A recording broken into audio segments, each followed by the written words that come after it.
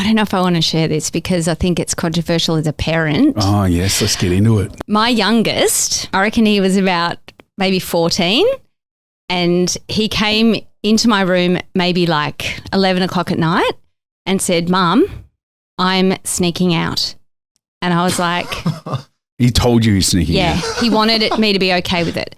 I said, okay, well, if you're sneaking out, you're telling me. So you're not sneaking. So he said, because you're just going out. Because he said, all my friends are lying to their parents and they're sneaking out, and I want you to know what I'm doing. What a legend. I know. And he said, what do you think? And I said, I don't really want you to do it. And he said, well, I'm going to do it, but it's important to me that you know. Wow. And I was like, okay.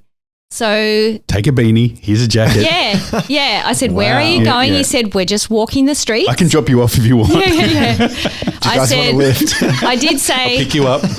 I did say I'll leave my iPad on if you need. Just text me. Yeah. But I was like, Text the he's landline. like, I'm going.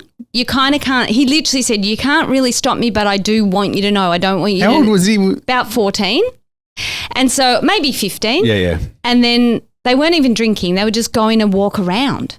So like you gave what them alcohol. you're saying, Paul, it's just like they just want to do it, but there's no real No, I purpose know. or reason. As soon as you do it, you regret it. That's why I thought, Let him go. don't resist it. Yeah. Just let, but it was a weird feeling. And how often he did went, you do it? okay, he probably did it twice. Yeah. And then, and he said to me, he did, That you know he of. literally said, no, but he never, he didn't feel the need to because he told me. And he said, all my friends' parents don't know, but I want you to know what I'm doing. And so you can't stop me, but I'm letting you know I'm doing it. I told my parents I was sleeping at a friend's house. Oh, yeah. Went out drinking, and then a friend said I can't stay at his house for that night, so I end up sleeping at a school. Paul, you are joking. No. I think you're going to say you went home and you just told me. because I couldn't go home, so I just and because I was so drunk, and I just slept. Where did you sleep? Just in the quadrangle? Sandy Primary in the just in the garden area with all the trees and bushes. And then when I woke up, my mates were doing a paper round. And I woke because they were all getting a drink at the school at the taps, and I just come out of the bushes. And you're like, what the hell? That would have been terrifying, like a big monster. Yeah. Oh, So, wow. I know it was the worst. I was Yeah. freezing all night. I was so Yeah. stupid. I It's should have just so gone home. stupid. Like, as if my parents would have cared. I know. I know. Because you were 24, like. Yeah. I know. My friend's doing Just- the paper round. Just drunk off Yeah, my 24 drinking rocket fuel and just crap. Do you know what we used to do it at my high school? Not where we met, not Sandy, the previous school. We would do rocket fuel we'd all make rocket fuel in the morning. At school? Out of our parents' alcohol. Do you do rocket fuel? So you take All the time. So they had all these hard liquors in their little alcohol area. it's not a and you set just put a little menu. bit of everything in there. Yeah. And you called it rocket fuel. Yeah. And we would bring it to school and leave it in our lockers. And then in between every class, we'd go and have a swig. Oh, my God. What was We were wrong drunk with at us? school. My And God. this was year 9 or year 10. But again, you think it's cool. I think my mates did that though. Yeah. Yeah, I think a few kids go through that weird rite of passage. Yeah, It's weird. I don't know why we were doing it, but it was fun. It made the day, it was more like being stoned. It just made the day a little bit more It took the edge off. tolerable. Took the edge off. Just like normal life. Yeah. Now, in your 50s, it's just, you discovered it early Yeah. at school. And like, this is great. It just takes the edge off. Don't feel those feelings deep down. Just fucking drink over it. I remember when I was smoking cigarettes, one morning before school, I went into Dad's drawer looking for something. I don't know. I needed a pair of socks or something. I didn't have socks or something.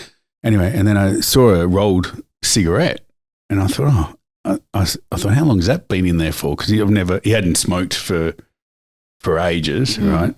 I was in year 10, I think, and I thought, I'll take that. I'll have that, smoke that before school. So I went next door in the park, sat up in the tree. Oh, the tree. The tree where we used to hang out. The tree you couldn't get down from. Was this the same tree? Same tree. Cool. The tree. The tree. That'd be such a good spot though. It was awesome tree. Anyway, smoked it. Then I started feeling really lightheaded and I was like just in a bit of a daze. And then the feeling just got stronger and stronger and stronger. And I realized that it had pot in it. and I was just fully stoned at school. And I remember sitting in class, and we had maths class, and it was Mr. Snow, I think, was a maths teacher. He was a legend. I just love that teacher. Anyway, we're sitting there, and I was just like so stoned, and I'm just staring out the window and looking outside and just daydreaming. And all I hear is, "And Paul, well, what's the answer?" And I go, 8. And he goes, "Correct." And then I was just like, no idea what we do. I just said 8, and it was right. You were using your other senses. That was it was a bit scary. I was like, what's happening? I know. Especially when you're not, like, at least rocket fuel, I know it's going to do something. Yeah. But you weren't thinking that. No, and that would have been sitting in my dad's drawer for years. Like he just, because he never used to smoke that stuff. So Mr. Snow, because this was something I was going to bring up, was can you remember, or who was your favourite teacher and why? I'm putting you on the spot, and it could be primary school or high school. Yeah. Because I think it's interesting to reflect as an adult on why they were so special to you or influential or... Well, Mr. Snow was just patient, and he had a good way of breaking things down and explaining them, for certain things that I say difficult, find difficult.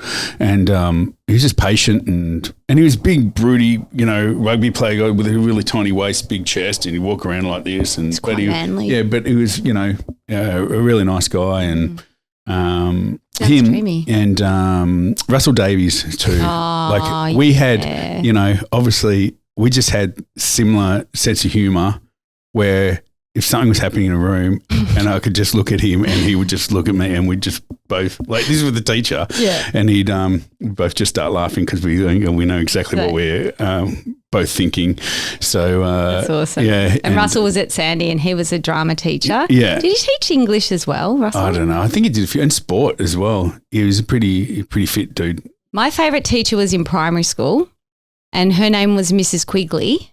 Quigley. Yeah, and she came to the school, and so I was in the first class she taught at Hampton Primary, and she was young, really young, like, early 20s or whatever, and she was just so cool to me. She really encouraged my imagination. She was the first person who even enlightened me to the fact that I had a big imagination. Until then, I think I always thought that, I don't know, I think I felt like I was too loud or too big all the time. And she was the first person. I remember we were writing stories, just, in primary school they get you to make up stories and stuff, and I loved creative writing, and I loved creative writing. And whatever my story was, I remember she said to me, "Where do you get these stories from? Like, where do you get this imagination from, Mandie?" And she just posed that question. This was in grade 5, so how old am I? Like 9? Yeah. And I never forgot it, because it was the first time I thought about my own imagination and what it means to create stories and tell stories. Yep.